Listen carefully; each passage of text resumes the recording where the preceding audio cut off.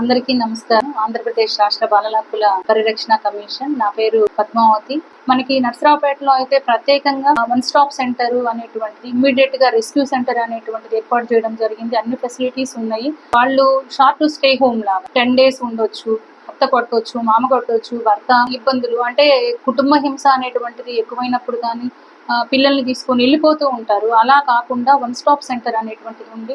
Immediate గా వాళ్ళు 112కి call చేయొచ్చు, డైల్ 100కి కాల్ చేయొచ్చు. వెంటనే కూడా వన్ స్టాప్ సెంటర్ లో ఉన్నటువంటి టీం ఏదైతే ఉందో వాళ్ళు ఇమ్మీడియట్ గా రెస్క్యూ ప్లేస్ కి వెళ్ళి వాళ్ళని పికప్ చేసుకొని వాళ్ళకి ఇక్కడ రిహాబిలిటేషన్ అనేటువంటిది, రెస్టోరేషన్ అనేటువంటి ఇది చేయడం అనేటువంటిది జరుగుతూ ఉంది మన పల్నాడు జిల్లాలో ఎస్పెషల్లీ. అందుకని దయచేసి మహిళలకి నేను విజ్ఞప్తి చేస్తూ ఉన్నాను, ఎటువంటి ఇబ్బందులు వచ్చినా కూడా మీకు ఆదుకోవడానికి ఇక్కడ అధికారులందరూ, మీకు ఇవ్వడానికి అధికారులందరూ ఉపకరిస్తారని సందర్భంగా తెలియజేస్తూ ఉన్నాము.